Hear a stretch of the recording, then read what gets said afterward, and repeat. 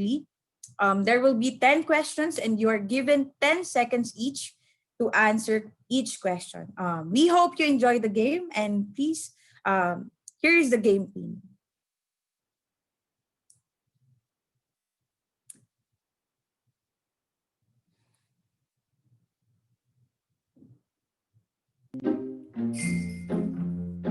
So our game pin is 8508073. Everyone can join using kahoot.it using your browsers, or you can join through your application. Here's Kina, Mew, Chris, Clarence, Roland. Thank you for joining, guys. We have 10 questions, so it will be an easy game. It's all about the presentation that we took up, and it's all about the Arangkada that we are having right now. So we have 20 participants. Still join, guys. We have Sam, Elsa, thank you for joining.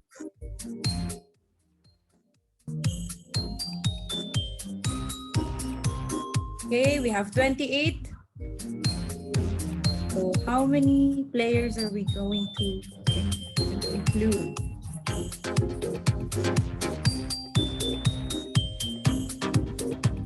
Okay, we have 31. Still, you can join. Again, you can just join through your browser via kahoot.it or through your application. Game pin is 8508073.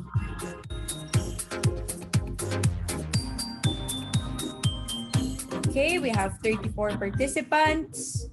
We can still accommodate more if you like to join. Come on, guys. We have Gilbert, Wen, Roland. We'll give you 10 more seconds to join.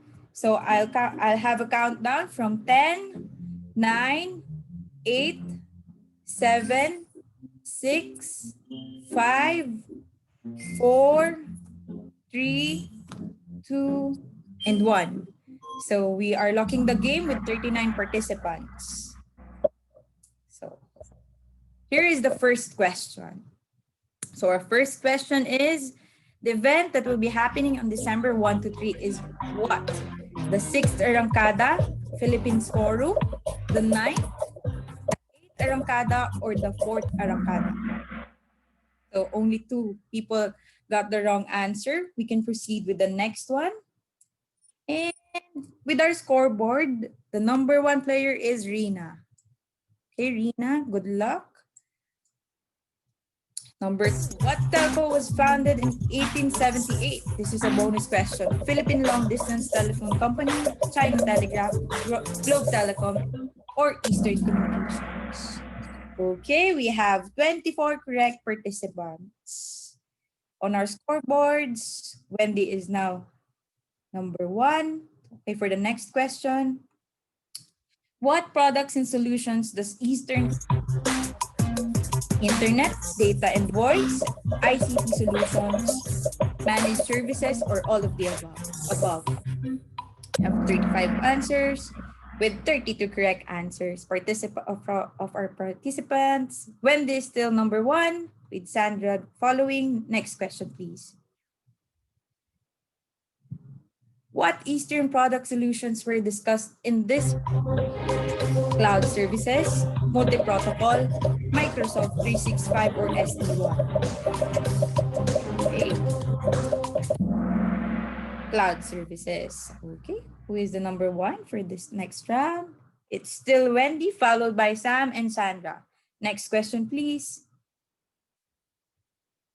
What Eastern products and services were not discussed in the virtual? Cloud services, cyber defense suite, teleworker gateway, or MS Teams?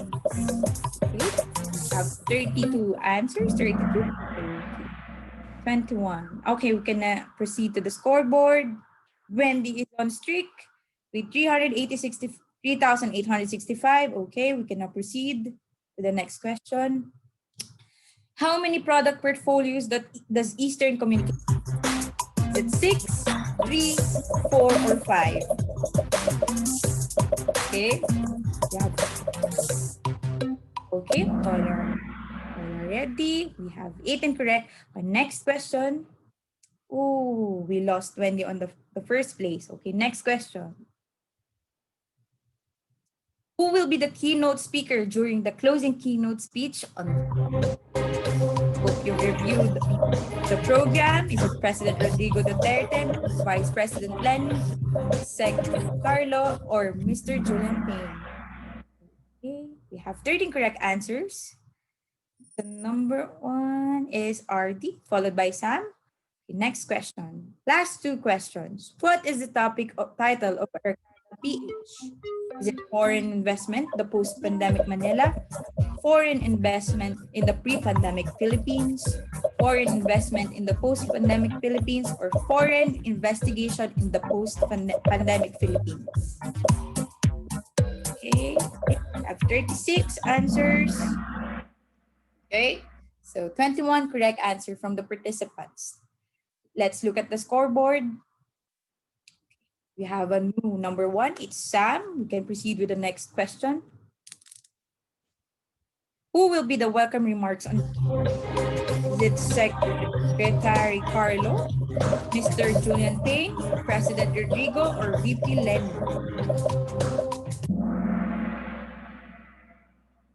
Yes, okay.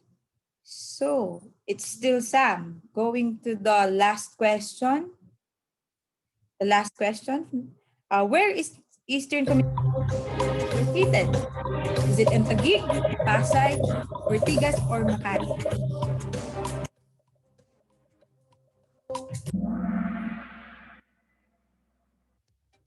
Yes, it's on Makati. So our final winners are Miss Wen, Sam for the second, and the first place is RD. Okay, congratulations, guys. And may we request, please, that if you can indicate your full name in the chat box so that we can send you directly the prizes. Please indicate your names in the chat box.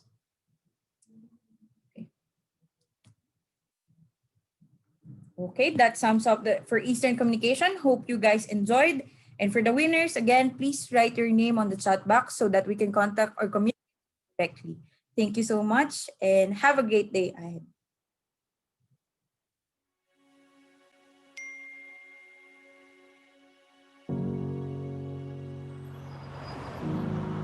Have you ever felt defeated?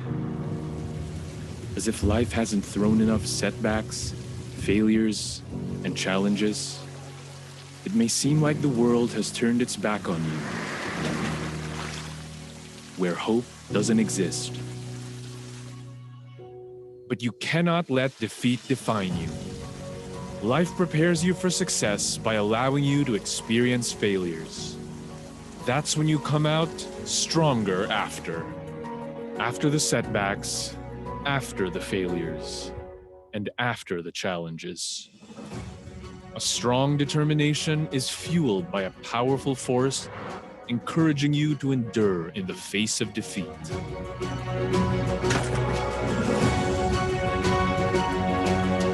Stand tall. You are stronger after.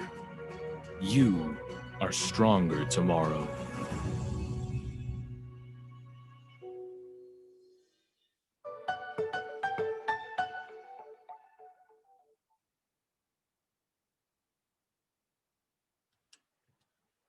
Thank you for that exciting session, Eastern Communications. Again, we encourage everyone to join the midday breakout sessions that will begin in a few minutes. These breakout sessions will be happening in a different Zoom link. To get there, please visit www.investphilippines.info/forum 2020 under Forum Agenda, Midday Breakout Sessions to sign up and have access to the following virtual rooms. Let me just give you a peek on what's going to happen. At virtual room A, we will have two sessions. First, we will have a special session with our partners from Vriens and Partners, where their Indonesia, Vietnam, and Philippines country representatives will share their take on recent economic and political developments across the region amidst the COVID-19 crisis. The second part in Virtual Room A will be the Philippines electronics industry in the midst of pandemic. This session will focus on the strategies of the semiconductor and electronics industry on mitigating the negative impact of the pandemic, particularly in manufacturing operations and supply chains. Over at Virtual Room B, we will have two sessions as well. The first is the State of the Creative Nation. This is a discussion of the country's creative industry and its potential as a significant contributor to economic growth and post-pandemic recovery. After which, there will be a session by international award-winning Filipina photojournalist Hannah Reyes Morales, who has been published by the world's most prestigious publications and media outfits, including the Washington Post, the New York Times, and the National Geographic. She will talk about her work and her advocacy. And finally, in Virtual Room C, you can learn all about how the current global health crisis has brought various changes in the way business process outsourcing works. As you all know, the IT BPM industry is a vital industry that employs over 1.3 million Filipinos and contributes at least 9% of the country's gross domestic product, GDP growth. You may go to any of these sessions, and you can also transfer from one session to the other if you wish. After attending these wonderful breakout sessions, please do not forget to log back here in the main webinar link for the continuation of our forum. We will start the afternoon session exactly at 1:30 p.m. So please be here at least 5 minutes early. And please do tweet about the event by using the event hashtag Arangkada Forum 2020. We also invite you to like us on Facebook. That's facebook.com Arangkada Philippines. Follow us on Twitter at Arangkada PH, and please do also connect with us on LinkedIn by looking for Arangkada Philippines. Thank you, everyone, and have an enjoyable lunch. See you later.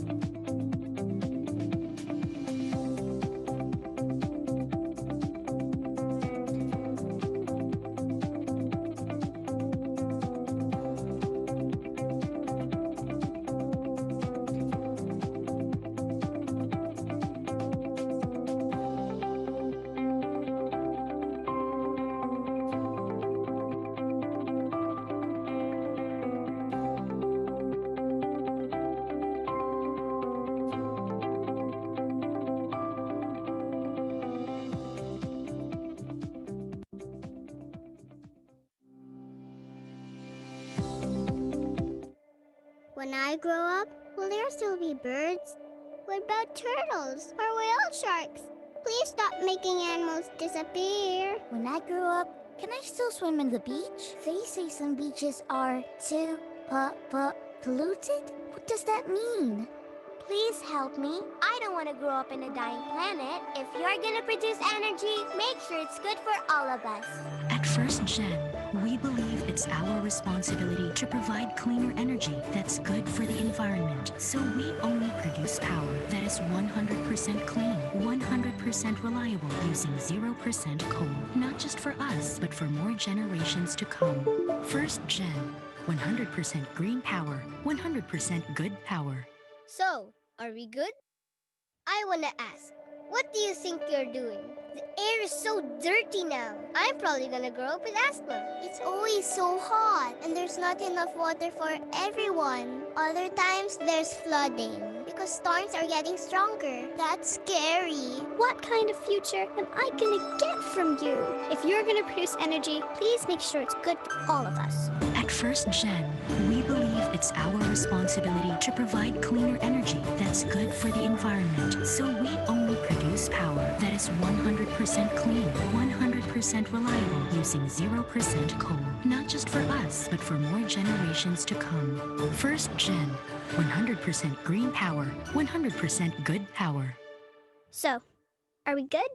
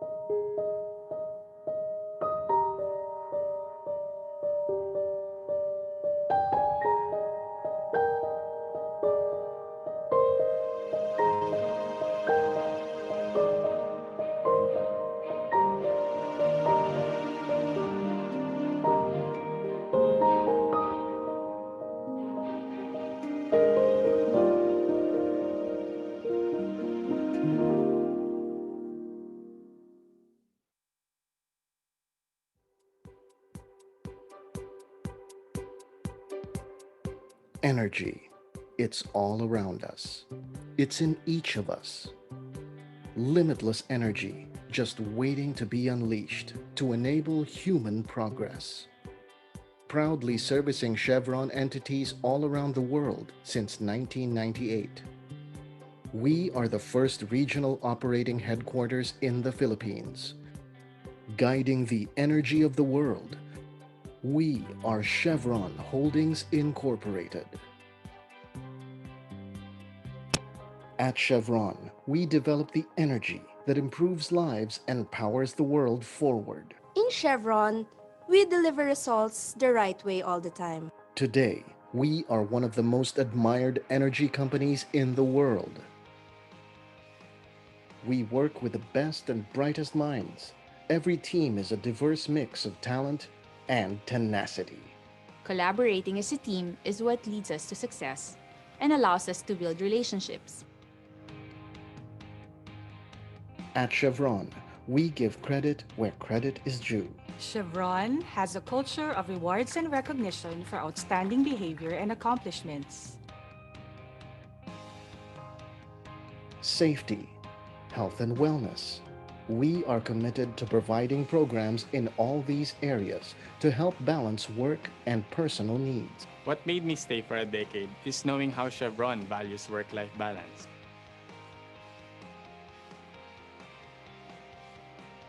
We motivate employees to drive their own careers by giving them access to numerous career opportunities within Chevron. I truly believe that Chevron is an organization that can take me to greater heights. We enable Chevron's integrated global businesses through our reliable and efficient operations. We embrace the Chevron way and focus on getting results the right way. Guiding the energy of the world. We are Chevron Holdings Incorporated.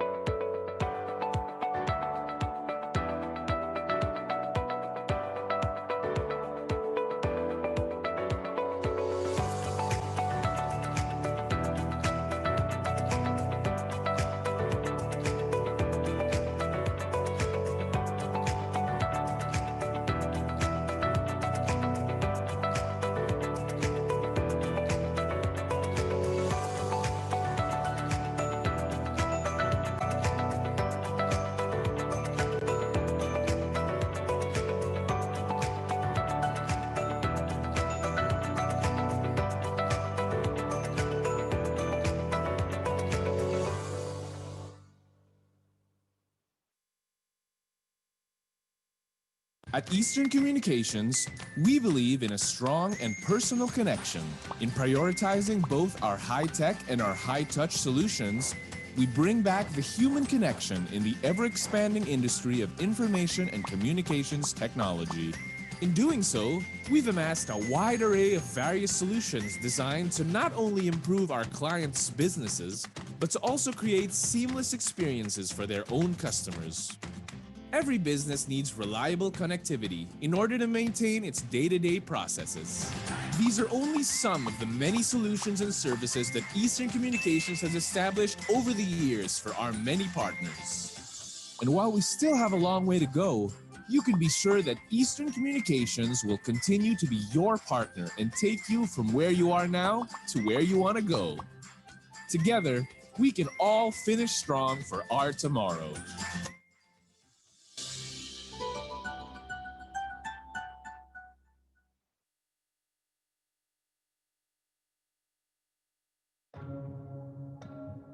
The Philippines moves to the beat of progress. And no one knows its pulse like BDO Unibank. With leading scale and reach, the expertise and local knowledge to connect you to Philippine business. BDO Unibank. We find ways.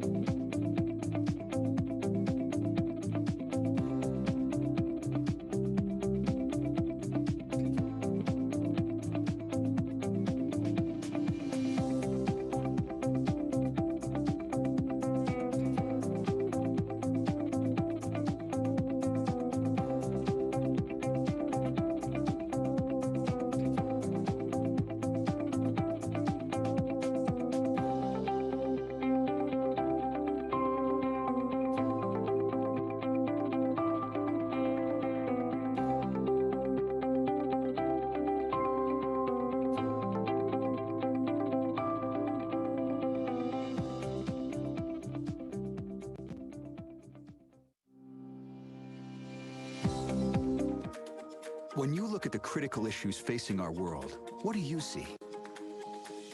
We see breakthrough medicines getting to patients in record time. We see harnessing natural gas, unleashing the promise of clean energy.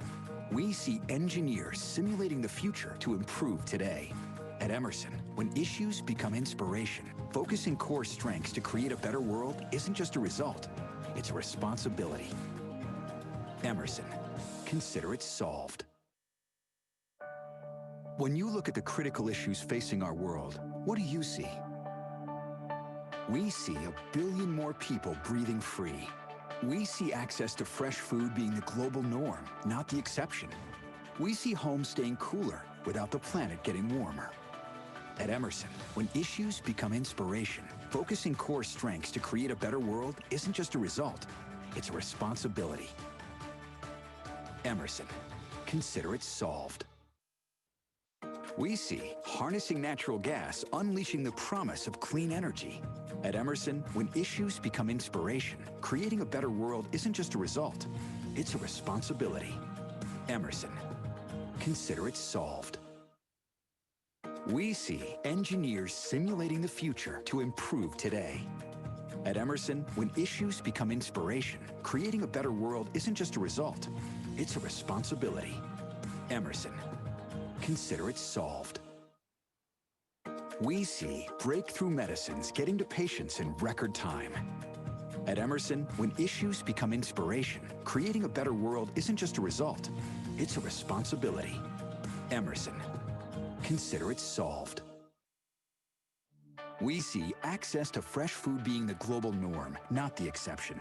At Emerson, when issues become inspiration, creating a better world isn't just a result, it's a responsibility. Emerson, consider it solved. We see heating breakthroughs clearing the air for billions. At Emerson, when issues become inspiration, creating a better world isn't just a result, it's a responsibility. Emerson, consider it solved. We see homes staying cooler without the planet getting warmer. At Emerson, when issues become inspiration, creating a better world isn't just a result, it's a responsibility. Emerson, consider it solved.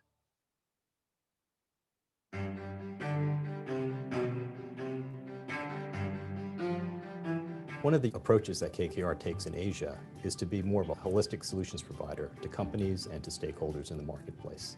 As the private equity industry has evolved and KKR has evolved, what we've done is we've created different tools to help our competitive advantage in the market, as well as the way in which we engage with our portfolio companies. We bring deep industry specialization, deep operational expertise, and a global platform that's really suited to helping these local companies grow.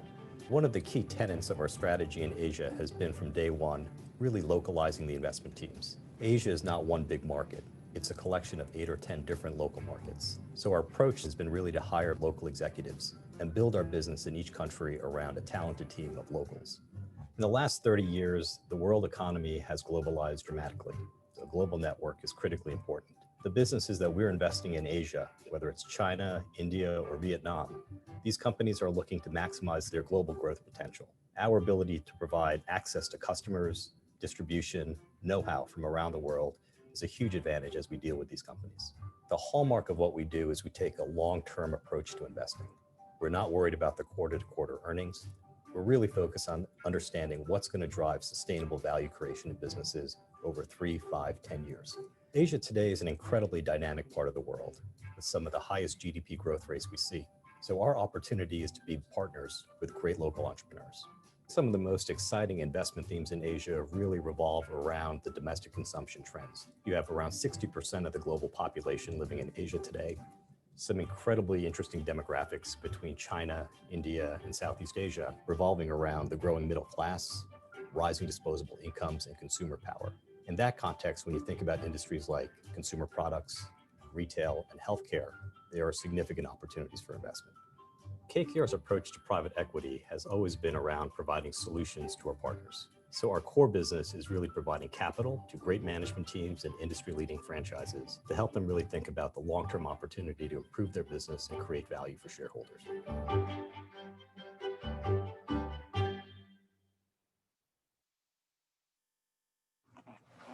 Fluffy. Fluffy.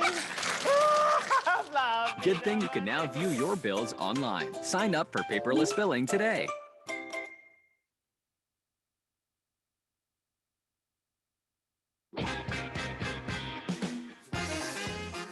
Every brand has a goal. To be this or that for the consumer. To do this or that for its audience. To fix this. To grow that. To build from scratch. At Team Asia, we take a holistic approach in solving marketing challenges and use a variety of channels to reach consumers in meaningful ways. Experience is the relationship we build between the audience and the brand. The integration of channels is what makes everything cohesive and relevant. This approach we call integrated marketing experience. Team Asia brings out the best in branding and design, events and activation, content marketing, digital marketing, and video production. Our team has the best players in the game, armed with the knowledge to implement a strong game plan that fits your goals. Are you launching a new brand? Are you creating a positive brand impression? If you're looking for ways to grow your brand, the first order of business is to choose a team of experts.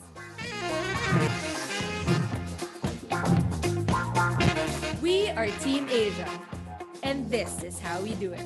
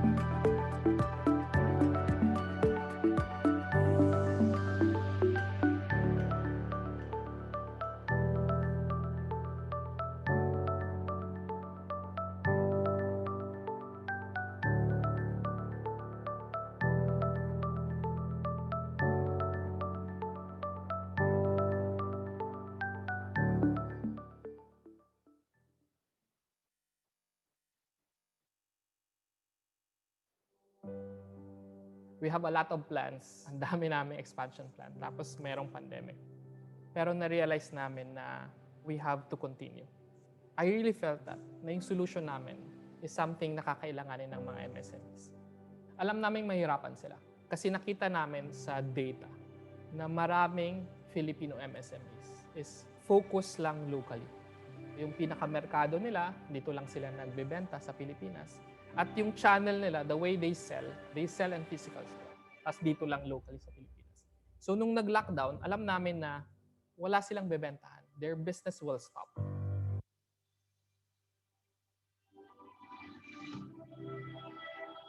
We saw a lot of solutions na nag-o-offer na bringing them online. Pero for us, bringing them online is not enough. Will not just make you online, but will also make you global. Maraming siyempre yung logistics companies sa Pilipinas. Pero nung nakausap namin yung FedEx, alam mo, iba yung gaan ng loob sa unang mong pa lang silang makausap. Naintindihan nila yung ginagawa namin. Ang gusto ko sa kanila is that they're willing to work with us na isang startup lang, bagong-bago pa lang. And we have a certain way of doing things. Pero sila, they willing to adjust or listen to that. Kasi ang pagpapadala ng produkto mula sa Pilipinas at sa ibang bansa, hindi siya madali. Kung wala sila, mahirapan kami na magpadala ng mga produkto sa ibang bansa. I'm proud of our Filipino products. I'm proud of Filipino entrepreneurs who continually makes them. I'm proud of our company, Easy Fulfill, that helps these entrepreneurs make their products global.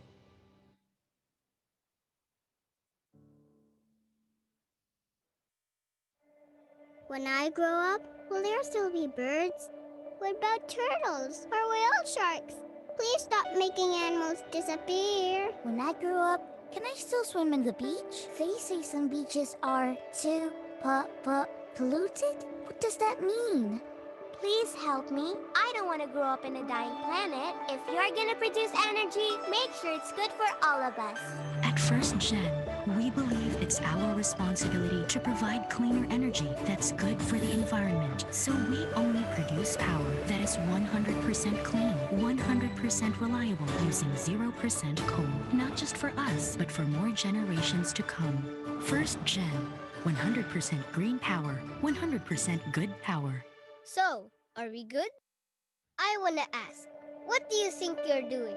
The air is so dirty now. I'm probably gonna grow up with asthma. It's always so hot, and there's not enough water for everyone. Other times, there's flooding because storms are getting stronger. That's scary. What kind of future am I gonna get from you? If you're gonna produce energy, please make sure it's good for all of us. At First Gen, we believe it's our responsibility to provide cleaner energy that's good for the environment. So we only produce power that is 100% clean, 100% reliable, using 0% coal. Not just for us, but for more generations to come. First Gen, 100% green power, 100% good power. So, are we good?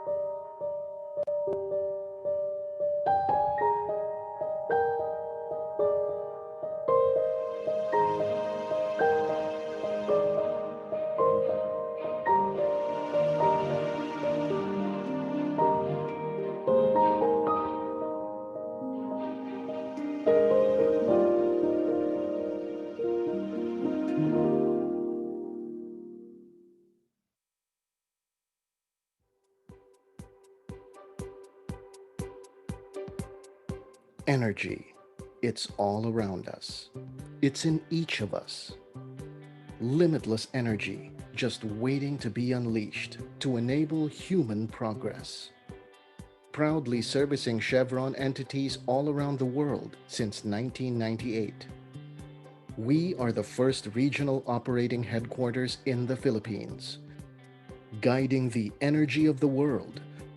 We are Chevron Holdings Incorporated. At Chevron, we develop the energy that improves lives and powers the world forward. In Chevron, we deliver results the right way all the time. Today, we are one of the most admired energy companies in the world. We work with the best and brightest minds. Every team is a diverse mix of talent and tenacity. Collaborating as a team is what leads us to success and allows us to build relationships. At Chevron, we give credit where credit is due. Chevron has a culture of rewards and recognition for outstanding behavior and accomplishments. Safety, health and wellness. We are committed to providing programs in all these areas to help balance work and personal needs. What made me stay for a decade is knowing how Chevron values work-life balance.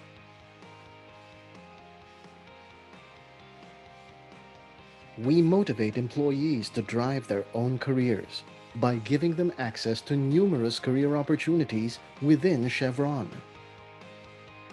I truly believe that Chevron is an organization that can take me to greater heights. We enable Chevron's integrated global businesses through our reliable and efficient operations. We embrace the Chevron way and focus on getting results the right way. Guiding the energy Of the world, We are Chevron Holdings Incorporated.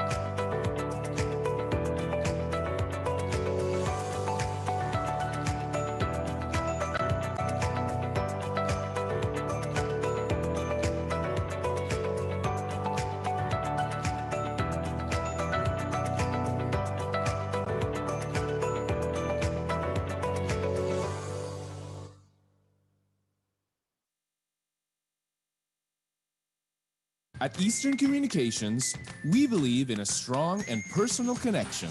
In prioritizing both our high-tech and our high-touch solutions, we bring back the human connection in the ever-expanding industry of information and communications technology. In doing so, we've amassed a wide array of various solutions designed to not only improve our clients' businesses, but to also create seamless experiences for their own customers. Every business needs reliable connectivity in order to maintain its day-to-day processes. These are only some of the many solutions and services that Eastern Communications has established over the years for our many partners. And while we still have a long way to go, you can be sure that Eastern Communications will continue to be your partner and take you from where you are now to where you want to go. Together, we can all finish strong for our tomorrow.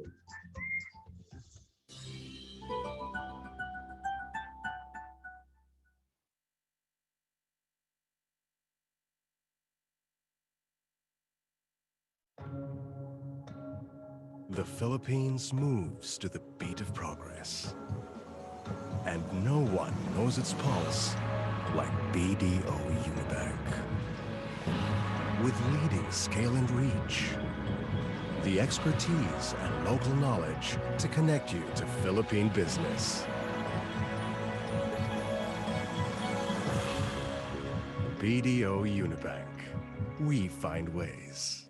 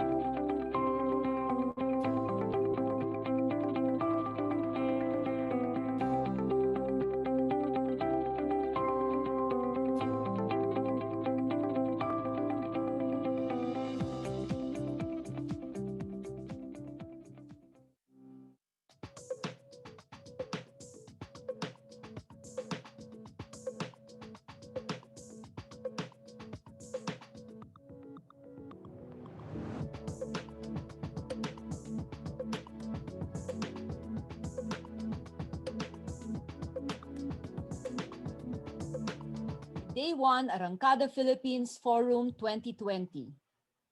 We hope that everyone enjoyed their lunch and was able to attend the various breakout sessions that we had during the break. They were really interesting. And now to introduce our guest speaker and our panel entitled Strong Sectors, BPO, Creative Services, Manufacturing. Let us welcome the President of the American Chamber of Commerce of the Philippines, Mr. Peter Hayden. Thank you, Monette. Good afternoon, ladies and gentlemen, our many guests from government and media. I hope you're able to learn more from our excellent breakout sessions during the midday break. We curated those especially for your intellectual enjoyment. My name is Pete Hayden, and I'm the president of the American Chamber of Commerce, which was started in Manila 118 years ago. Today, AmCham has some 750 members with chapters in Northern Luzon, the Visayas, and Mindanao. We're also a member of the AmChams of the Pacific, which has 28 chapters, and the Chamber of Commerce of the United States, which has 3 million members. In my day job, I'm honored to serve as the general manager and country head of Capital One Philippines, with more than 5,000 high-performing Filipino employees. Panel 2 is called Strong Growth Sectors, BPO, Creative Industries, Manufacturing. In the Arangkada Philippines book the JFC published in 2010, the main section is about the 7 big winning sectors. Panel 2 discusses 3 of these sectors that are growing the fastest, with high potential for further growth. Tomorrow morning, panel 3 will discuss 3 sectors that are growing slowly, but also have high potential: agribusiness, mining, and tourism. American companies are very present in the 3 sectors of panel 2. Links between these sectors and the US economy are extensive. In manufacturing, the country's 2 largest exporters by value are in semiconductors. Texas Instruments, with factories at Baguio and Clark, and Amcor Technology Philippines, which occupies a special economic zone in Muntinlupa. Both firms have been in the country for more than 3 decades. In the creative industries, the local advertising industry has deep American roots. Local animation studios are praised by their US clients, and Netflix is supporting Filipino movies, to mention just a few examples. The business process industry has many American members, including Concentrix, Accenture, IBM, Teleperformance, and many more, with the largest firm employing over 100,000 Filipinos. As speaker for panel 2, we are honored to have Dr. Rafaelita Fida Aldaba, Undersecretary for Competition and Innovation of the Department of Trade and Industry. Yusek Fida is well known to AmCham from her past work at the Philippine Institute for Development Studies and over a decade at DTI, where she leads formulation and implementation of the country's new industrial policy, with innovation, digital transformation, and Industry 4.0 at its center. She also develops initiatives to support the fast-growing and diverse creative industry sector. Yusek Fida has taken the country's manufacturing sector under her wings and organized annual manufacturing summits to map out the growth of the sector. In fact, a plug, Manufacturing Summit 2020, takes place online December 9th through the 11th. Under her supervision, DTI published more than 30 industry roadmaps. Her presentations are always very detailed and complete, reflecting our high professional standards and enthusiasm to realize the potential of the Philippines in all her work. One of her current priorities is to accelerate the development of the country's e-vehicle transportation subsector. Both AmCham and the European Chamber have hosted her in recent months to explain the government's plans for e-vehicles, and the JFC provided a position paper recently in support of the E-Vehicles Act to the House Energy and Committee. After her speech, Yusek Aldaba will join our panel of presidents of industry associations for these 3 sectors, whose annual exports exceed $60 billion US. They are Mr. Ray Untal, president of IBPAP. Congratulations, Ray and IBPAP, for just completing your annual innovation summit and showing absolute incredible resilience this year by maintaining operations through a once-in-a-century challenge. We also have Mr. Paulo Mercado, president of the Creative Economy Council of the Philippines, an exciting new industry association with whom the JFC partnered in 2018. We co-hosted a very successful Creative Industries Forum And we also have Mr. Dan Lachica, President of the Semiconductor and Electronic Industries in the Philippines Foundation, who also co-chairs the Manufacturing Committee for AmCham. Ray, Paulo, Dan, I extend an additional thank you for discussing your sector in breakout sessions during the noon break. I hope these went well. Moderating panel 2 is Mr. Coco Alcoez, Executive Director of the Makati Business Club. Coco is again generously giving his time to moderate a panel. Thank you, Coco. We extend a warm Arangkada welcome to our speaker, panelists, and moderator, and look forward to what we'll learn from their discussion. I'm now very pleased to invite Undersecretary Fida to take the podium on our virtual stage. Yusek, it's all yours. Thank you, Mr. Peter Hayden, and good afternoon, everyone, to my co-panelists, Ray, Paulo, and Dan, and of course, to our moderator, Monette and Coco. I hope you are all staying safe and well in these trying times. I am grateful to the Joint Foreign Chambers for this opportunity to share in the 9th Arangkada Philippines Forum with focus on BPO, creative, and other knowledge-based industries, as well as manufacturing, which are the focus of our industrial policies and programs even before the pandemic started. And just to provide the context, I would like to first present some of the emerging opportunities from shifting trade and investment preferences, and then move on to the need to embed innovation and digital transformation among the priorities of government for industry development as we enter Industry 4.0. Okay, can you view my screen? Yes, now? we can. Okay, moving on. So as we know, the Philippines is a story of a country that has been seen as an economic star with an average growth of 6.2% in the last 10 years. And just as we reached an inflection point, the pandemic hit us. This brought the country in our first recession since the 1998 Asian financial crisis. However, the country's macro fundamentals remain solid and strong. Investment grade credit ratings have been affirmed by Fitch, Moody's, Standard & Poor's, and others, despite the economic headwinds.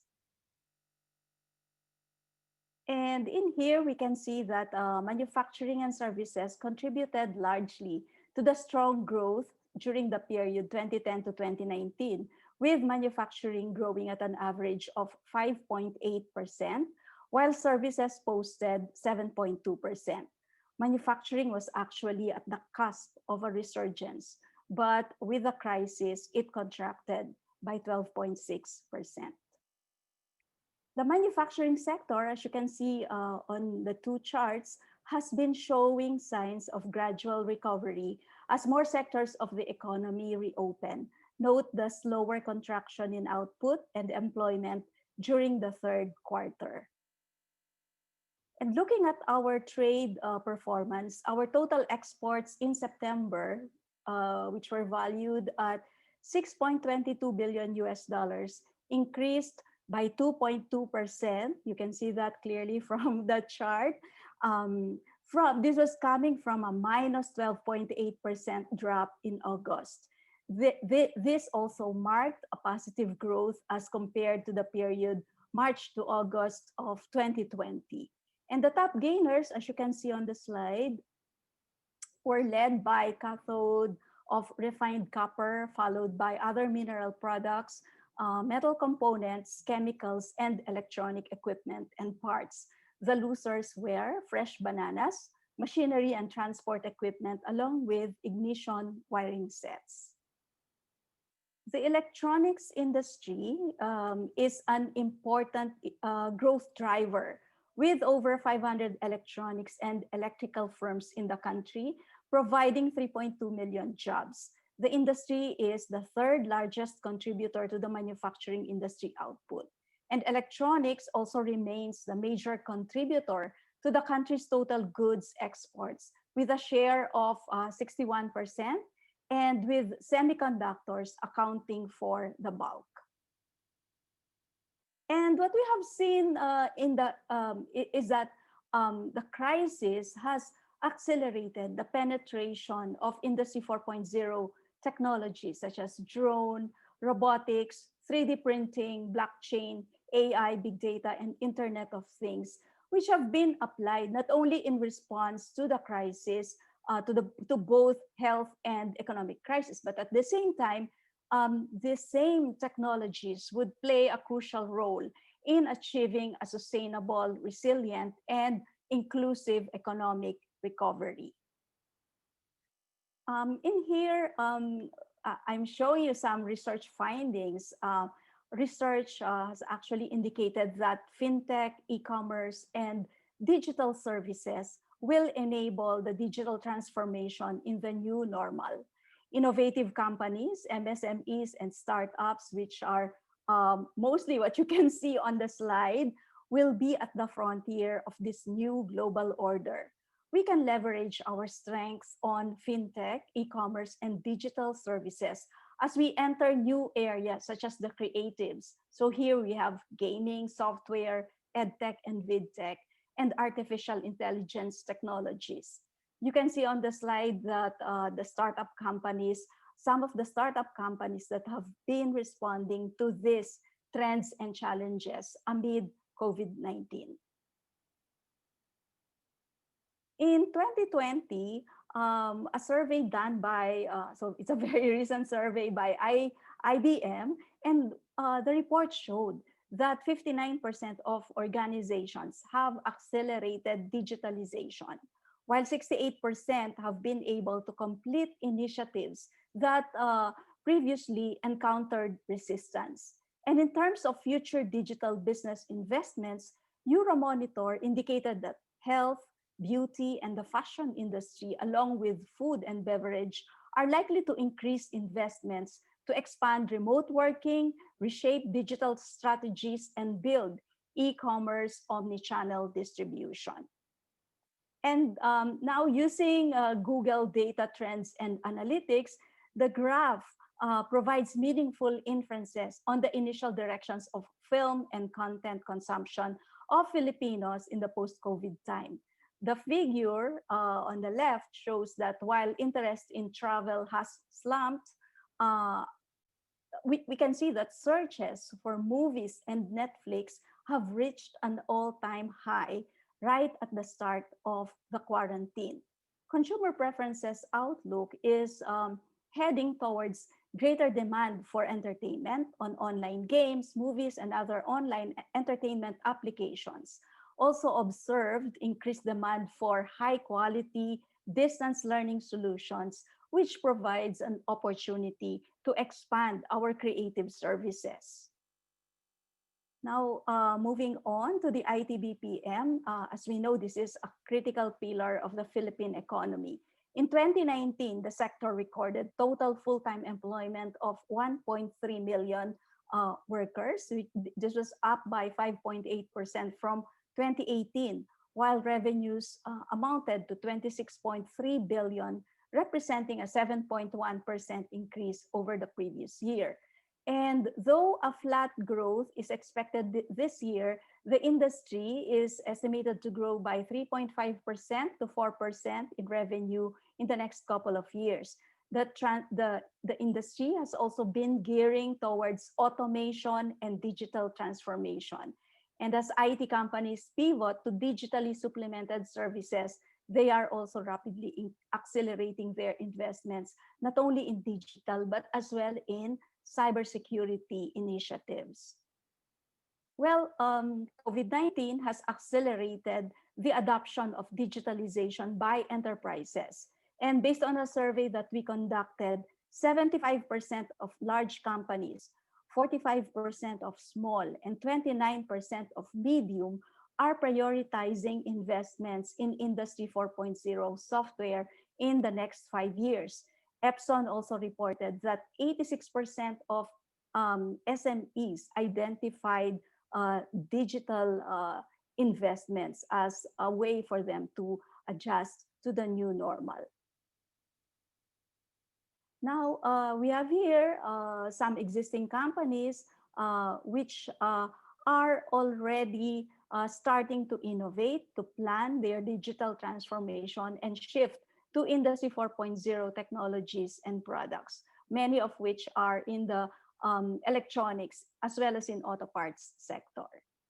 And let me also share with you, Filipino EMS company Ionics invested in a smart factory with connected machines and limited human intervention, with the monitoring of their operations already being done through the factory's digital twin. This time, I want to share with you the highlights of a technology utilization survey that we conducted. And the aim of this survey is to help us understand the Industry 4.0 readiness of our firms and industries. There were 144 MSMEs and large enterprises from various manufacturing sectors that participated in the survey. And as you can see on the slide, in terms of the results, we see that the bulk of the company respondents, you see the many dots concentrated around the very low and low range, meaning the bulk of our company respondents are still utilizing very low to low technologies. And based on the same survey, we also showed that large enterprises have the highest technology utilization, while as expected, micro and small enterprises have the lowest. And in terms of geographic distribution, the highest technology utilization is still in highly urbanized areas such as NCR, Region 3, and Region 4A. We continue to implement our new industrial policy, which is known as Inclusive Innovation Industrial Strategy, or ICUBE-S. This new strategy focuses on innovation, and it aims to grow globally competitive and innovative industries by embracing Industry 4.0 technologies, pursuing human resource development, improving ease of doing business, promoting SME and startup development, closing gaps in our domestic supply chain, and deepening our participation in global value chains. In the next slide, you can see that the Philippines is pursuing a targeted investment promotion strategy. We are prioritizing manufacturing upgrading, especially towards Industry 4.0 technologies and products in electronics and electrical, in automotive, in chemicals, garments, furniture, shipbuilding, iron and steel, and tool and die. We are also modernizing our agriculture sector more towards agribusiness. We are expanding services and public utilities, including IT BPM, creative industry, transport, logistics, cold chain, and construction. Well, of course, the fourth group, we are focusing on innovation and technology products, covering smart cities, mobility solutions, digital health, online education, digital trade, and climate change products and services. In terms of the more specific sectors, in the IT BPM, we want more investments in engineering services outsourcing, in data analytics, health, animation, and game development. In electronics, we can upgrade by moving up the global value chain with focus more on R&D, on IC design, and products using advanced technologies, auto electronics, aerospace electronics, batteries for EV, as well as consumer electronics.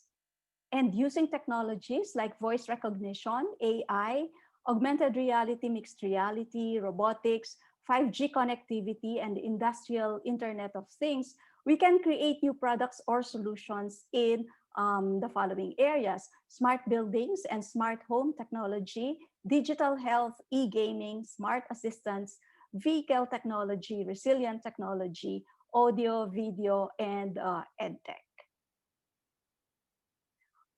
We now come to the initiatives of DTI in terms of preparing our industries and workforce for Industry 4.0.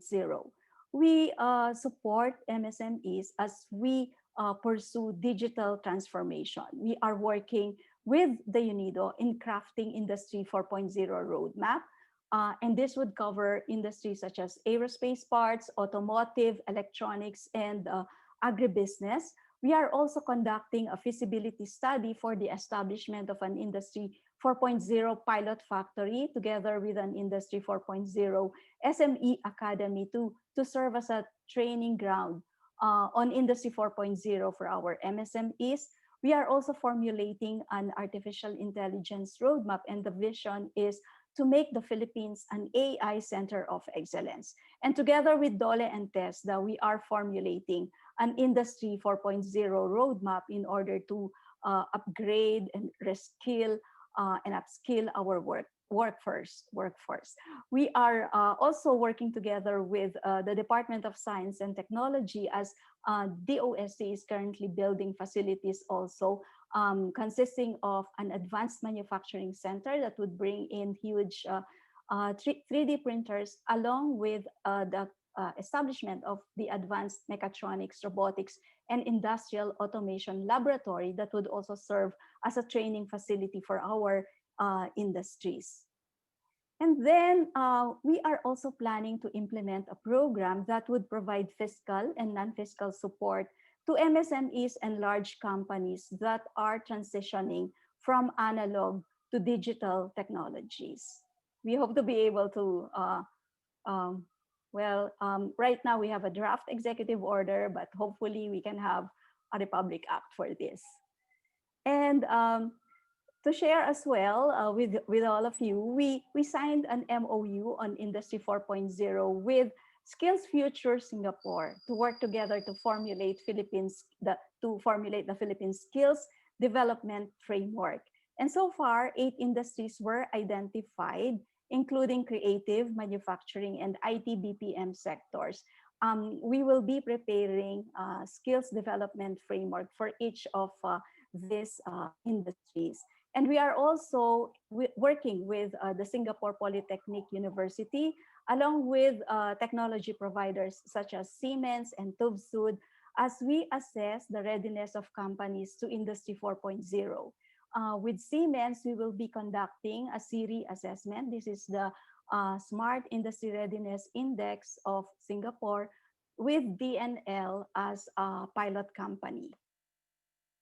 And moving on to the creative industry, we know that the Philippine creative industry is a high-value contributor to the Philippine economy.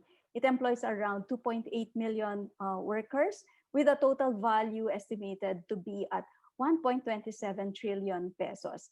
And based on the UNCTAD 2018 report, creative services exports accounts for $3.2 billion US dollars, while its creative goods exports is registered at 915 million US dollars.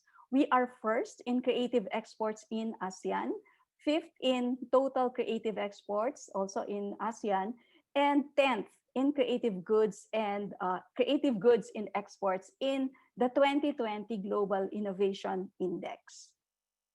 We are also currently working with the Philippine Development Studies as we assess the performance, economic contribution, institutional, and governance mechanism of the Philippine creative industry.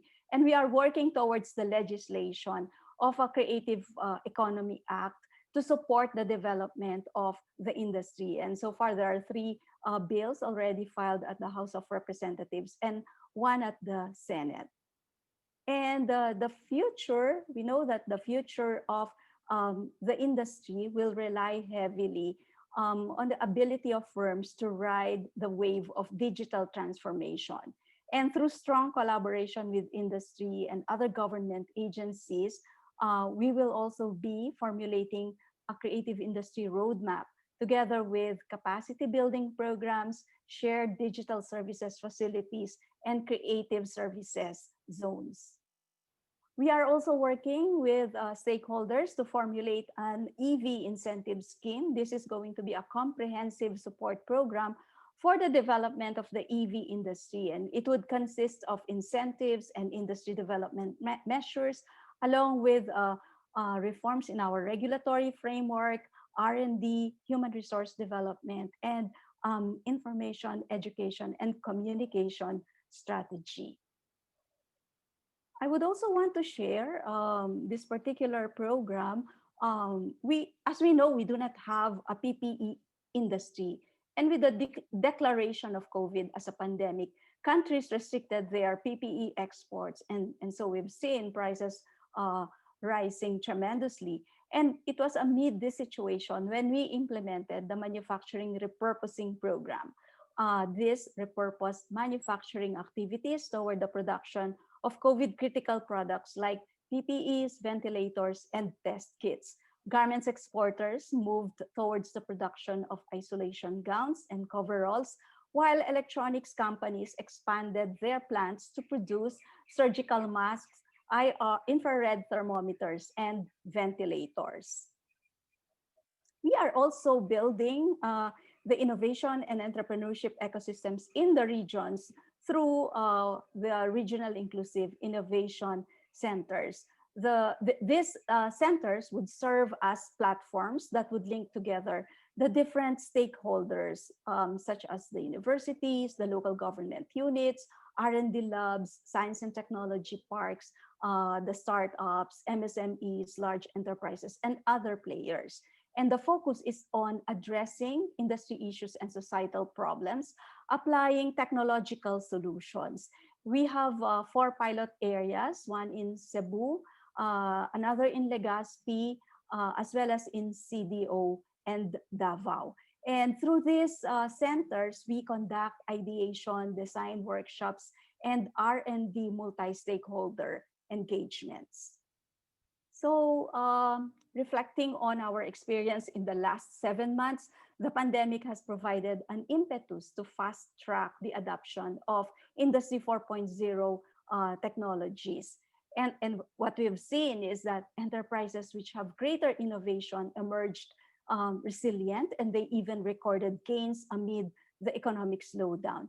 And in the post-pandemic landscape, we see Industry 4.0 to play a crucial role, especially in ensuring the survival of more companies, shortening the adaptation and recovery phase of businesses, and providing platforms to develop new, more resilient products, processes, systems, and operations from the medium to long term. So to conclude, there are 4 points that I want to highlight. First, the inclusive innovation industrial strategy focuses on embracing Industry 4.0. Through the use and adoption of new technologies, we can strengthen the competitiveness, resilience, and sustainability of our industries. Second, companies need to innovate, integrate into digital economy, form industry clusters, and pursue global and regional collaboration. Third is the importance of reskilling and upskilling our workforce. And so the academe and training providers need to adapt programs to meet the demand for talent being created by Industry 4.0. And lastly, we are strengthening government, academe, industry collaboration to address challenges and make the most of the advantages brought about by technological developments. Well, according to the recent growth estimates of the ADB, the Philippines is expected to grow by 6.5% in 2021.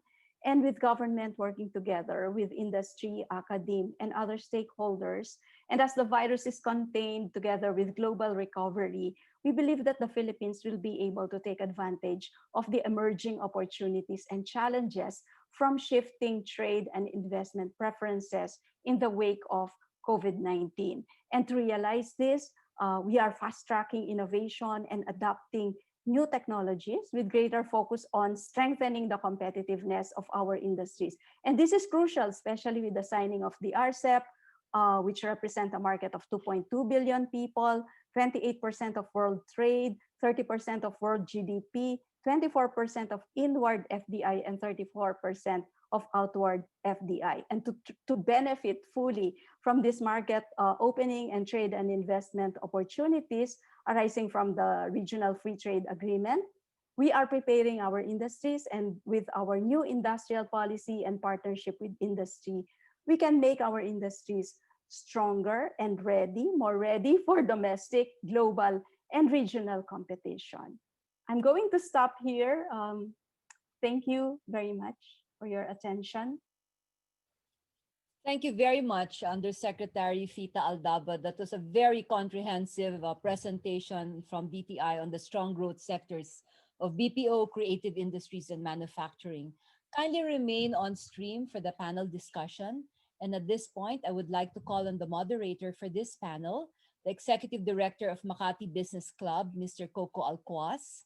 And joining him is our first panelist, the President of the IT and Business Process Association of the Philippines, Mr. Ray Untal. Next, we have the President of the Creative Economy Council of the Philippines, Mr. Paulo Mercado. And to complete the panel, we have the President for the Semiconductor and Electronics Industries in the Philippines Foundation, Inc., Dr. Dan Lachica. Over to you, Coco. Thank you very much, Monette and Yusek Fita. Thank you very much. We have about 30 minutes, a little over 30 minutes for a panel discussion. And then after that, I think 15 to 20 minutes for Q&A from the audience. So I'd encourage the audience members to send in their questions quickly. Those will be sent to us. I'll ask the organizers as well not to hesitate to send the questions in case we can insert them into the panel discussion. We're going to start the panel discussion by going around the table and asking each of the panelists to reflect maybe on what Yusek Fita said and their sector, or how their sector is reflected in that. We'll give them about 3 minutes for that before we go into the actual panel discussion. I'm going to begin with Dan Lachica of SAPI for his reflection on his industry, maybe in light of what Yusek Fita shared with us. Dan? Thank you, Copa. Thanks, Yusek Fita. Certainly, we were all hurt by COVID. I think back in March, we projected a contraction of minus 20%, and it improved somewhat. We're going to close the year at minus 5%. But certainly, the help of DTI and the IATF was highly appreciated to enable us to ramp back up, so to speak, and reduce that contraction. Of course, there are still challenges. While HB 1357, in a way, we reduce the uncertainty. We support the reduction of corporate income tax, but the incentives reform is still a concern.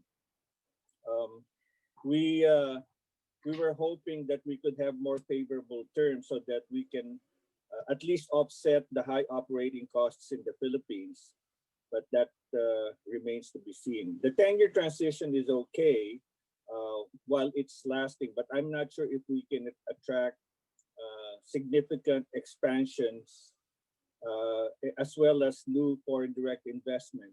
I hope what Yusek Pita said materializes, but again, if we're up against competing against Vietnam, we may have to do more than what's on the table right now.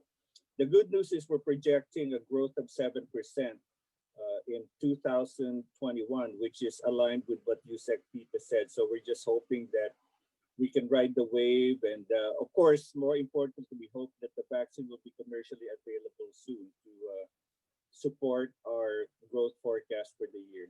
Thank you. Dan, before I move on to Ray, you already mentioned attracting FDI and Vietnam. Could you, and Vietnam comes up in half of the conversations that many of us have had over the last year or so. We used to be ahead of them. Now they're either close to us or about to beat us, or maybe in some ways ahead of us. Could you very quickly share with us how you would pit the Philippines versus Vietnam in terms of competitiveness? What's our strength versus theirs, and vice versa? Well, I guess to begin with, let me just give you a background pre-COVID. In 7 years, they've grown from nothing to $100 billion electronics industry. And as of 2019, like Yusek Pita said, we were at 43 billion, which grew over 33% 30 plus years. On top of that, we our costs, operating costs are still expensive. Logistics cost is 10% higher, power cost is 40% higher, and labor cost, because of the excessive, the number of holidays that we have, we're 30% higher than the labor cost of Vietnam. If you compare the incentives, I guess this is the plain vanilla incentives, 4 to 7 years ITH in the Philippines versus 6 to 13 years in Vietnam, 10 years 5% GIE versus 15 years 10% CIE. And so you can see that we're still at a handicap. And that's why, I think it was Senator Marcos who was saying that she was looking at 30 companies that exited China. Most of them went to Vietnam, if not Thailand. And we have window shoppers in the Philippines, but compared to Vietnam, we're not getting as much as we should be getting. So hopefully the incentives and the plans that BPI has would help us. But I think, in my opinion, we need more than that. Thank you. Thanks very much, Dan. Let me turn now to Ray Untal of the IT BPO sector. Ray, many of us have heard your presentations about how the sector was crippled during COVID, but very quickly got up to 95%. Could you give us a picture now, Ray, of where the sector is and what its prospects are? Thank you again, Coco. And once again, ma'am, maraming salamat po for that really great and detailed presentation. And I would like to take this opportunity as well to once again thank DTI and USEC PITA here for putting ITBPM as a central sector in terms of the key priorities that DTI has moving forward. So yeah, Coco, as we have mentioned, we have talked a bit about how the industry has fared over the course of the pandemic. And I think it's fitting that we just concluded our own flagship event for the industry, where we had a chance to in fact present a very detailed study that we have commissioned recently. And then just allow me to very quickly highlight some of the points that I think are relevant in relation to the presentation that was just made. It started with us looking at, what is the global IT BPM shaping out to be? And consistent with what we have seen locally, the IT BPM services globally as a market has really shown, strong resilience amid COVID. Now, unfortunately, not unfortunately, but even if we look at the global economy being expected to decline by as much as 4.5% in 2020, the global IT BPM industry, in contrast, is expected to outperform that and is expected to remain flat in 2020 as well. But there are a few things that we are really watching out for, because these are global trends that can ultimately impact how we extricate ourselves and navigate through the future. One of the things that we're looking at after is that global recession is driving reduced businesses, and cost cutting by enterprises is becoming the norm. There are also other major considerations that we need to factor in, geopolitical in nature, and there are rising unemployment as well as protectionist sentiments in some of the demand locations. And I think those are something that we need to be cognizant of. The focus has likewise shifted. Before, operational and business efficiency is the primary consideration. Now, on top of that, we have to be looking into business efficiency, continuity, and resilience. And the need for automation and digital transformation, as presented by Ma'am Fita, just got accelerated. Now, if you look at the Philippines, there are a few things that are going for us. Well, firstly, we, as I have reported also in the just concluded event that we had, we are expecting to remain flat from a growth standpoint this year, which if you put that into context of the broader industries that are more hard pressed, I think being flat in a year where GDP is expected to contract by as much as 6 to 8%, I think it's great. But our key consideration is how do we in fact bounce back? And there are quite a few of those key imperatives that over the course of this conversation, I hope to be able to cover. I'll pause here for now, Coco.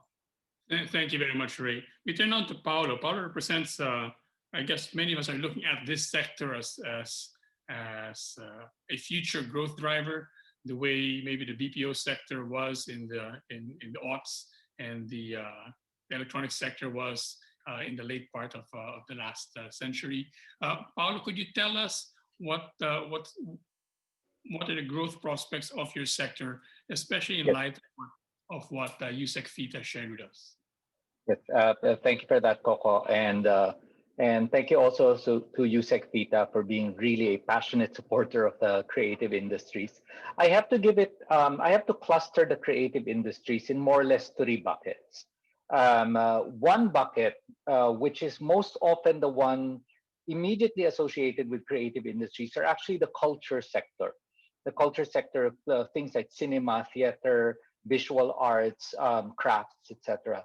This sector, unfortunately, has been the most negatively affected, either because their business model is dependent on audiences, live audiences, in-person events, and they're devastated. They're completely devastated. Or on the other hand, they may be dependent on tourism. So the craft sector, all of the arts and craft sector of the Philippines is largely dependent on souvenirs and selling to tourists who happen to visit the area. And for these, there are no formal numbers, but when you talk to the business service organizations, the support organizations, they're really talking about only having revenue for January and February, and the rest of the year they've had nothing. So that's the most devastated sector, and the big cry that they're looking for is inclusion into the social amelioration programs from the government. Then you have the second sector. I would say these are more the domestic oriented creative services, primarily dominated by media, traditional media, television, radio, and the advertising sector, as well as design. So domestic design services from interior design, architecture, graphic design. This one, the impact on them is twofold. One is that as businesses close, the need for these services are heavily impacted as well. So we're looking at between about 25% to 30% reduction of revenue just by the fact that people are reducing advertising because their own businesses are suffering. What compounds the effect for this particular group, and we will still need to see the impact at the end of the year, is that with the it's not pandemic related, but it happened during 2020. But with the removal of a major advertising platform in ABS-CBN, that will have a major trickle effect. In fact, it's not a triple effect. It's almost like a tsunami effect on the advertising ecosystem as a whole, because you're removing a major part of where advertising spend is going, and that's not being taken up by any of the other vectors. Now, the third bucket, which has the highest prospects not only for recovery but potential growth, are those that are involved in digital based content and digital based marketing and digital services. Now, this one it has prospects for growth both domestically, as many businesses pivot to digital advertising, digital content, e-commerce, but as well as internationally. The challenge, though, similar to the trends that Ray has said, and several of the members in animation, game development, and in software development are in fact members of IBPAP. The challenge, though, for some of these, and I'm going to focus on the animation sector, is that it has exposed an infrastructure gap in the Philippines. Because when you're dealing with creative services that require very high bandwidth for the transmission and exchange of files, or the downloading of files from the client servers abroad, and from the exchange of files among remote workers, that's when work from home wasn't working. So at the peak of the ECQ, the animation sector was in fact crying that their productivity was down to only 25% of capacity because they couldn't exchange the files. And so this is why part of the creative economy roadmap and strategy is we need to have these digital support services and shared services and better bandwidth so that these sectors remain competitive because they're vulnerable. Because if we cannot deliver the animation files or the game files, etc., that work can migrate to other countries. So in a nutshell, those are the three. Very devastated, the cultural sector, the domestic creative services, round about 25, maybe even size 50% impact because of the situation. And then you have a more robust situation with the digital creative group. Thanks very much, Paulo. I think I started out on the wrong foot. So after I ask a question of Yusek Fita, I'm going to ask the gentleman for positive news or positive prospects from their different sectors.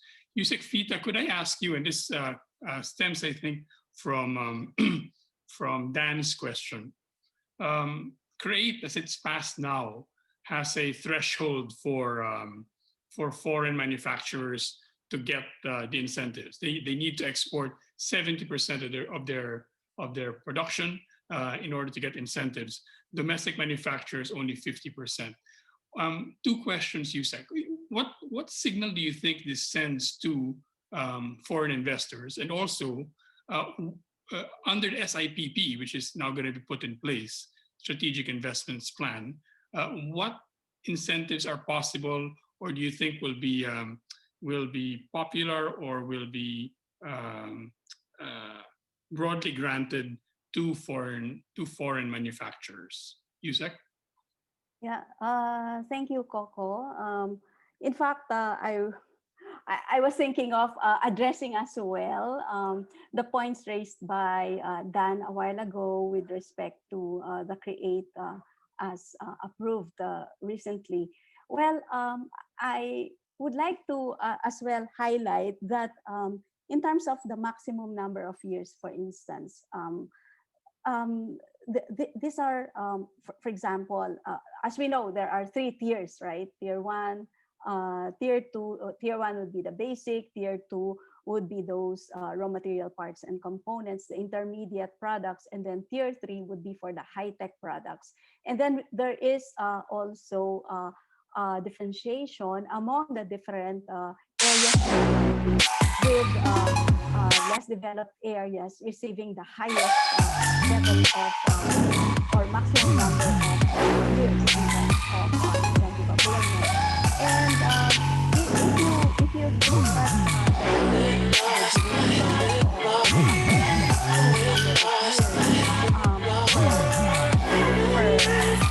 group, we can see that the variation is actually only very small. Like for instance, if you're in NCR and if you have tier 1, you get 14. In tier 2, you get 15. And if you're in tier 3, you get 16.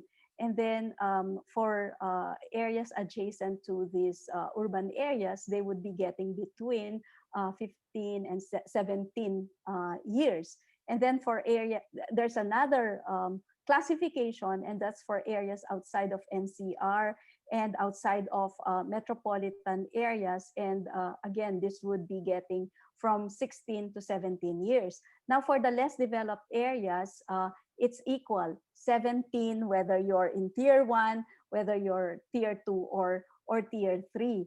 So in terms of the kind of incentives that you'll be getting, you can enjoy income tax holiday, you can, as along with the reduced corporate income tax or special corporate income tax.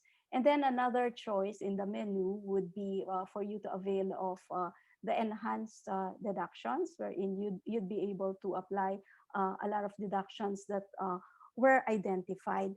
But apart from these incentives, I would also want to point out Section 301, which gives power to the president to grant incentives. So we're not only talking about income tax holidays or the other income-based incentives. But what we're trying to introduce in 301 is to go beyond income tax holidays and the special corporate income tax, but rather it allows the president to modify the mixed period or manner of availment of incentives. So in that particular case, you can still you can go beyond what has been specified in the law.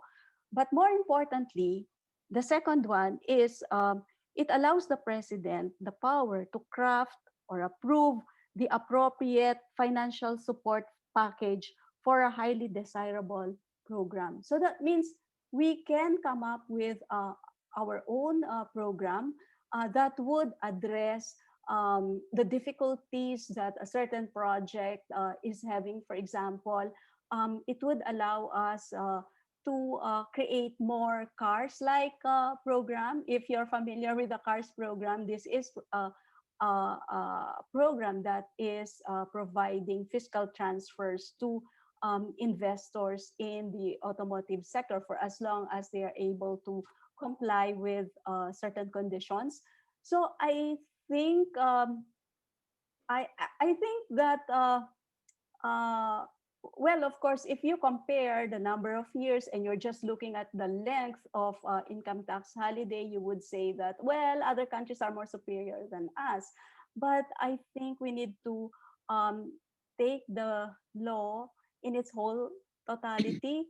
And at the same time, to me, I think we can really make use of it and be in order to allow us to really come up with programs that are tailored to the characteristics as well as the type of problems that an industry has, in order to help it attract more investment. So it's really a lot of work actually on the part of the government. Imagine creating different programs for different activities, but rather than I mean, I think to me that is much better rather than having a uniform set of incentives for all sorts of industries. And as we know, our industries are all heterogeneous. They have different characteristics. They have different problems. They vary in terms of their level or stages of development. And if we really want to move up the global value chain, I think we need to think really deeply, seriously into what are the constraints preventing really investors from coming into a particular sector, or what are the constraints preventing an existing company from moving up the value chain. I think that's the only way by which we could really have genuine development, genuine upgrading, genuine industrialization, industrial development in the country. And I hope we would allow the create to work with there are a lot of ways by which we would be able to provide incentives and support to our industries, and that's going beyond income tax holidays. You said along the line of allowing create to work. So there's that threshold on foreign manufacturers. So they need to export 70%, which some might say doesn't provide a level playing field with local manufacturers. How then, using the SIPP, how then can foreign manufacturers take advantage of the incentives that will be available under SIPP? Well, the 70% requirement, Coco, I think it was allowed, or it was put into the law because they would be getting more superior incentives as compared to other sectors. That's the only reason why you have a 70 you have that 70% requirement.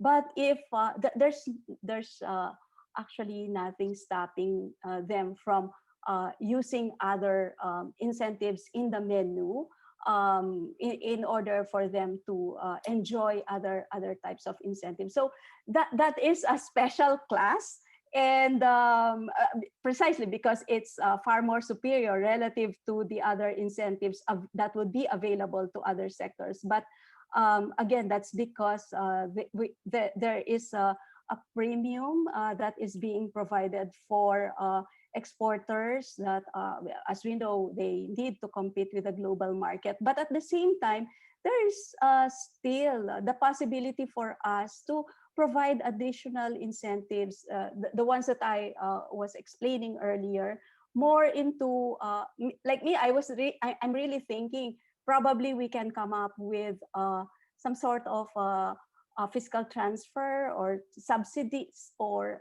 tax credit, which based on studies looking at the effectiveness of incentives, it's really subsidies which are the more superior ones as compared to income tax holiday. Like if you're a startup, if you're offering a new product and you're not even sure whether there is really a market for that, despite what your feasibility study shows, there are a lot of risks. And wouldn't it be good if government would be there to share some of those risks? And that is the reasoning behind why we really supported the Section 301 inclusion of the crafting of appropriate financial support to highly favorable or highly desirable projects. Thank you very much, USEC. The bill should have assigned the power to the USEC of innovation, the trade USEC for innovation, rather than. Dan, would you have a response to USEC Theta's answers? Yes, I agree with you. I think USEC Theta should be the one approving incentives or one thing. But anyway, seriously, I really appreciate the friendship and support of USEC Theta over the years. Just to comment lang, the proof is in the pudding, right? I guess government can see how effective CREATE will be, judging by the investments we're going to be seeing coming in now that the uncertainty has been reduced or eliminated. But then again, don't kill the messenger. But I'm not as optimistic as some would say, because there are two things going against us. One is, of course, the operating cost we talked about. In fact, the only to your question earlier, I believe that one of the big selling points of the Philippines is the workforce in terms of the youth, the abundance, and the productivity. And I speak from experience when I was running 2 parallel plants in one of our ASEAN neighbors, who is also a destination for investments today. Same process with the Philippines. And I saw like a 20 to 25% higher productivity in the Philippines. So that's good. But in terms of the other operating costs, we're at a disadvantage. Secondly, we were hoping that the incentives would compensate for that. In fact, in one of the earlier meetings with the government agency, we were told that, well, the intent really is to level the playing field. And my request was, before we level the playing field in incentives, can we at least level the playing field first in the operating costs? Because from the CEO's perspective, they're not going to look at how attractive the investments are or the incentives are or the cost. At the end of the day, they're going to look at how much does it cost to produce a widget? How many cents per widget? And that's basically the major decision that's going to be looked at. And then again, like I said, don't kill the messenger. But one of the things I'm hearing is that, okay, fine, you have Section 301, you have this new incentives. But what about what happened when they came to the Philippines when nobody else would? They were offered incentives on the assumption that as long as they're meeting the performance criteria in terms of employment, investments, etc., the conditions that were stated, that they will enjoy the 5% GIE or whatever they chose. And now all of a sudden it's gone. So again, there's the question of the stability in that respect. So those are the things that we're going to be up against. But I'll support the government. We'll go on business missions, but those are the things that we're up against. Dan, if you were trying to look for positive developments or positive factors that we could leverage on, what would those be? You already mentioned the productivity of the worker taken in and of itself. Is that one of those areas that we can somehow leverage more greatly in the future, or is there something else that we can leverage well to make up for some of these challenges that you've enumerated? Well, like I said, it's not just the productivity, but the resiliency, the age group, the abundance of labor, and the abundance of engineers. We can also highlight the fact that from a ratings, global rating perspective, the economic environment in the Philippines is really good. So we can also do that. And other benefits like the strategic location of the Philippines we're about 3 to 4 hours by flight. Once the flights are opened up, we're a window to the ASEAN neighborhood, and with RCEP, now you have 14 other countries that you can deal with. So those are the things that we can talk about. And in one conversation with USEC Pita, I was suggesting if we go on this business promotion road trips, we really need to have a response. And I think USEC Pita has mentioned some of that. When the question about how are you going to compete with Vietnam in terms of attracting investments, we really need to have a tangible answer for that question. Thanks. Thank you very much, Dan. Ray, you talked about how in your industry it used to be just about efficiency, but now it's efficiency and continuity and resilience. You learned a lot during the last 8 months. What's it looking like going forward for the next few years for the sector? So what I'm hearing on the ground, Coco, it's a combination of conversations I'm having with a number of country heads.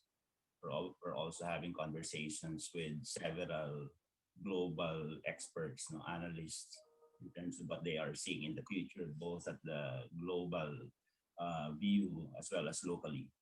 And I think there's a violent agreement on the fact that there is pent-up demand for the sector leading into 2021 and 2022. And in fact, that is why we are projecting to grow by as much as 5.5% CAGR over the next 2 years.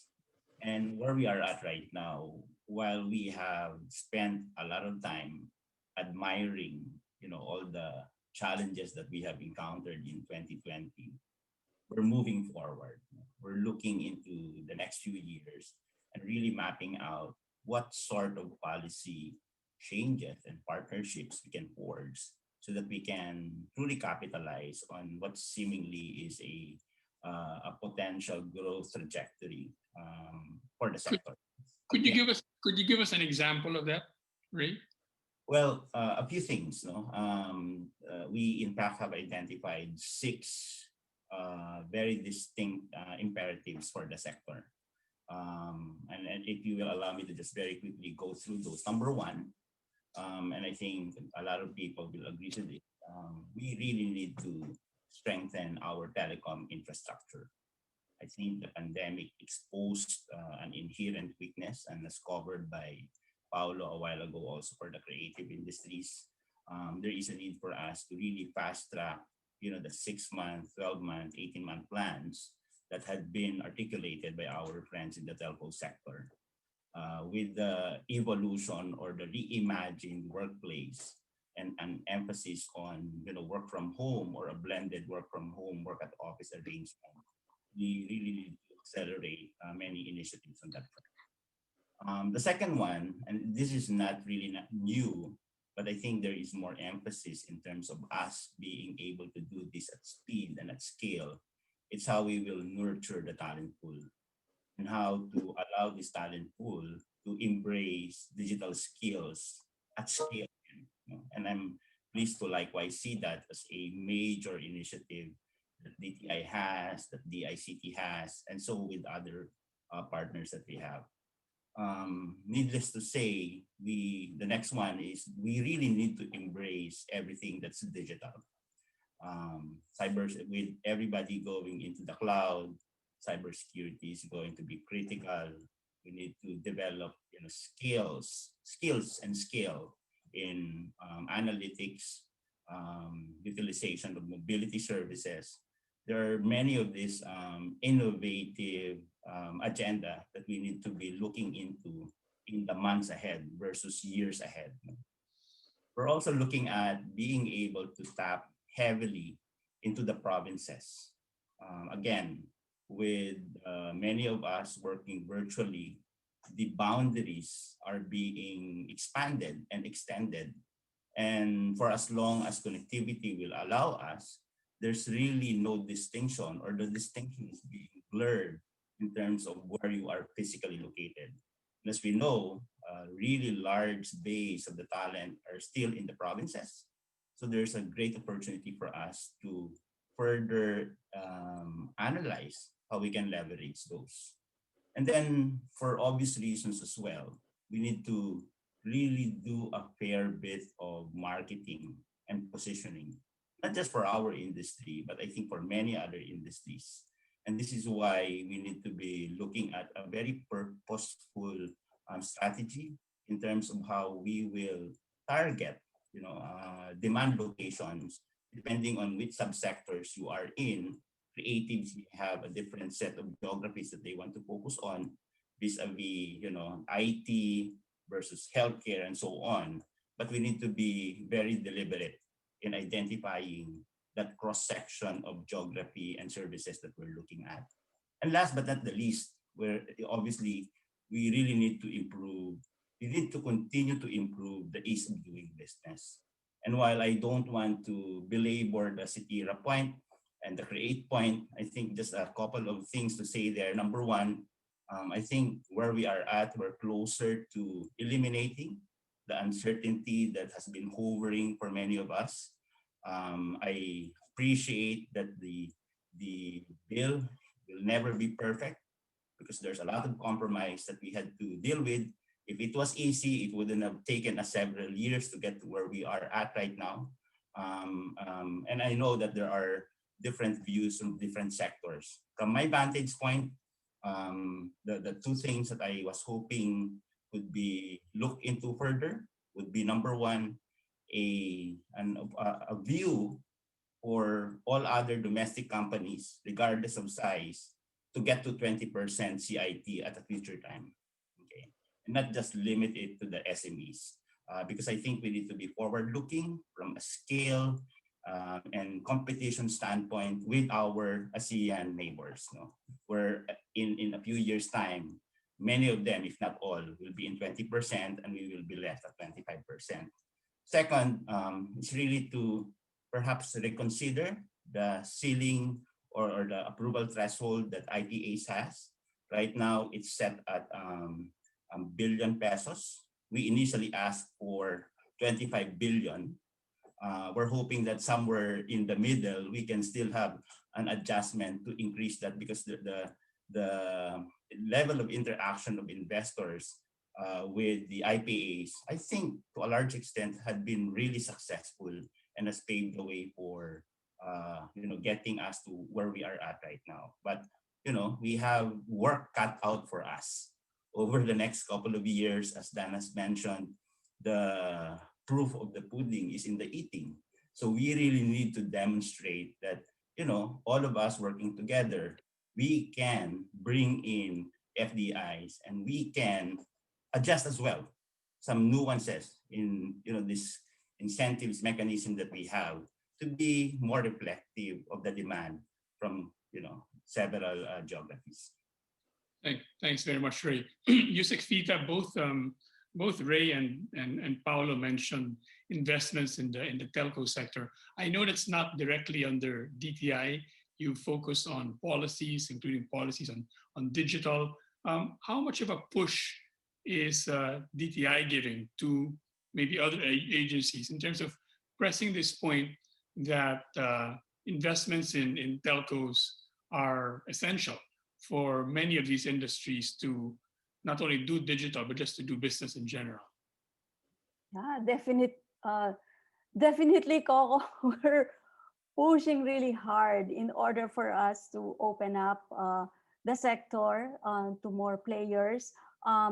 There is actually a bill, the PSA, the Philippine Services Act, which would actually declassify or remove certain sectors which were classified as utilities, turn them into services so as to already remove the 40-60% rule. And also the other important aspect is we've been pushing for embrace our industries to embrace Industry 4.0, and now more than ever actually because of the crisis, it has really accelerated the move towards digital transformation. And in order for all those plans that I described in the presentation, crucial or critical would be, of course, the physical infrastructure. And apart from the digital infrastructure, which is under DICT, in the market, in the industry, there are only two players right now, and so we want the sector to be open to allow entry of more players. That way, there would be more competition and reduce and improve the quality of internet services here in the country.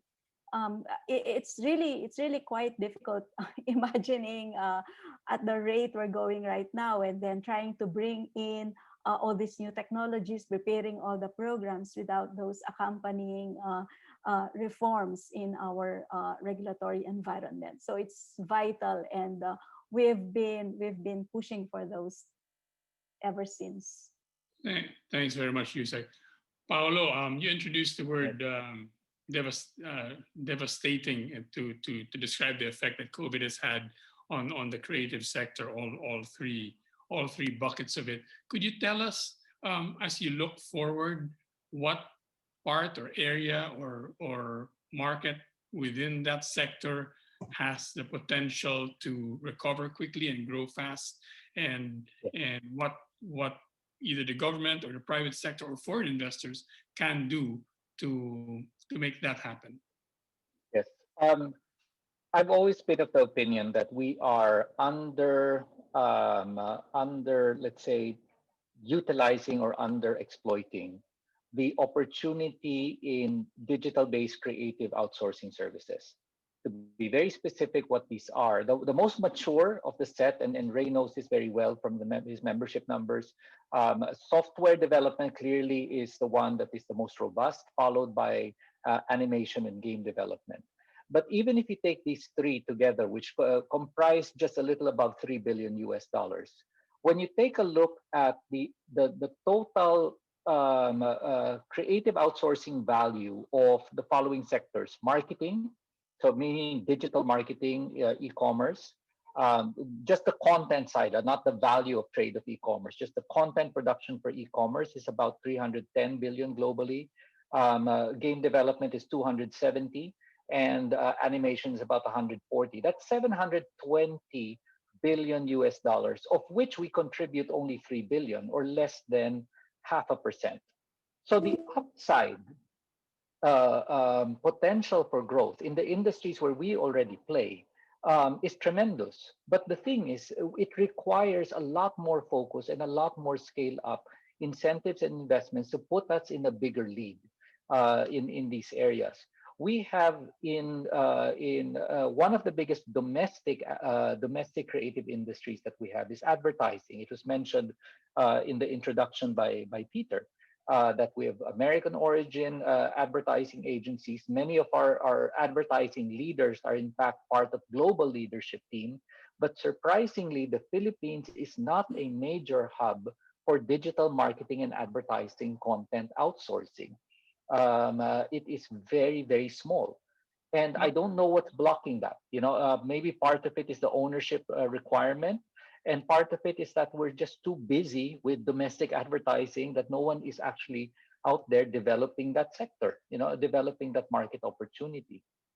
For game development and for animation, we are good as outsourcing, but what we don't have yet are the major studios locating big studios in the Philippines, and that's going to be the game changer. Ubisoft started, but it's not yet a massive scale operation of Ubisoft in the Philippines. It's still almost like a pilot B studio after the Singapore studio.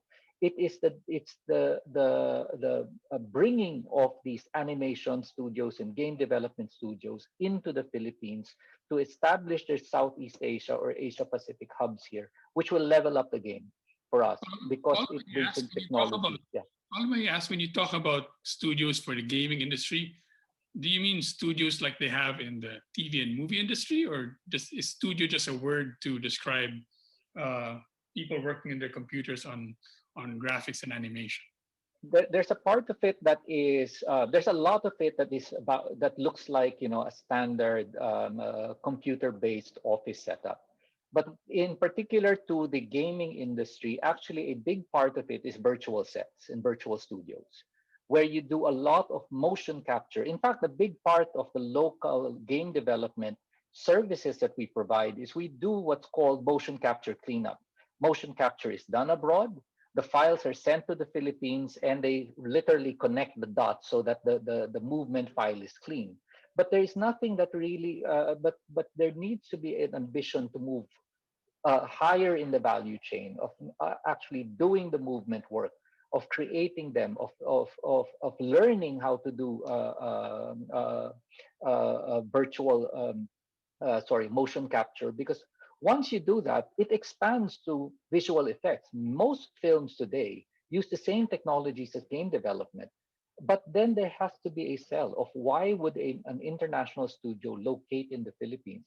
And it's a question of incentives, of talent, of work efficiency, and what people like Miguel del Rosario from the Animation Council says, the advantage of the Philippines in creative content is that we get the nuances of humor, of emotion, of jokes, etc. There's no need to translate. We can animate that. We can create it in a game deck or a game experience. So that's still an advantage, but we're not scaling it, and that's the challenge that we have. Have you talked to executives or investors who might put up something like that, whether they're local or foreign, and what's holding and have they told you directly or indirectly? Have you heard what's holding them back?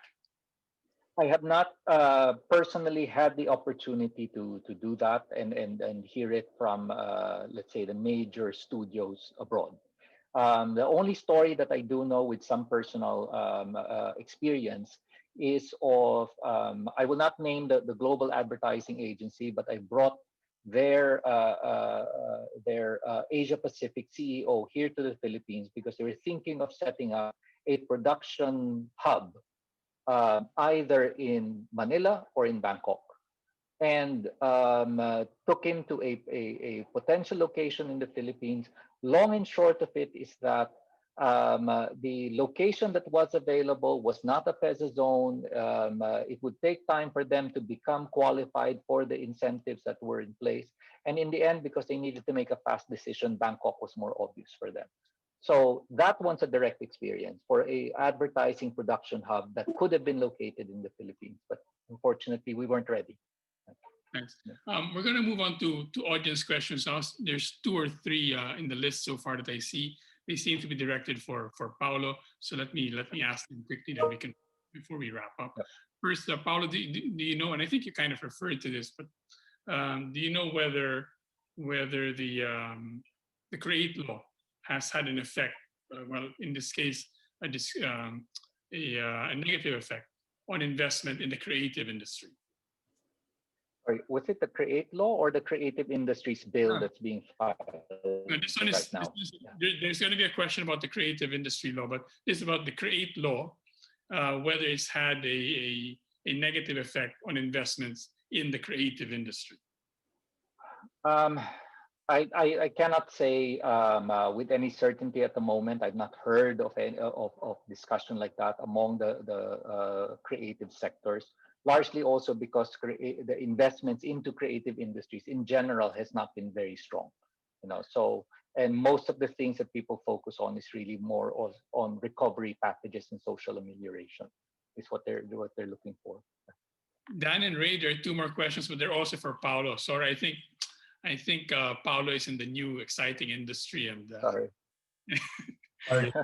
and the rest of us take a back seat. Paolo, the question here is, how beneficial is international support in establishing creative zones in the Philippines? Maybe another way to ask that is, how important is foreign investment in this industry, or can locals do it? Critical. It's locals can do it, but ultimately what you need to build with a creative hub or a creative zone is that it needs to be a pipeline to the destination market that you are after. Let me just draw a very short analogy to what's called SohoNet. SohoNet was established in 1995 in London by a group of special effects post-production houses. There were 5 of them. And what they saw is that while they were very strong and very creative, for them to really get a fair share of Hollywood, they needed to lobby for the government to give them a dedicated lease line and dedicated bandwidth, not shared by anybody else in the UK, straight from Soho to Hollywood, so that they were then part of the value chain of Hollywood and got an extraordinary amount. For the studios that were operating there, they got extraordinary market share, taking that share out of LA and really doing the special effects in London. So creative zones will be critical, and foreign direct investments will be critical because we will need to plug into those international marketplaces for creativity, whether if it's for game development or animation or marketing services.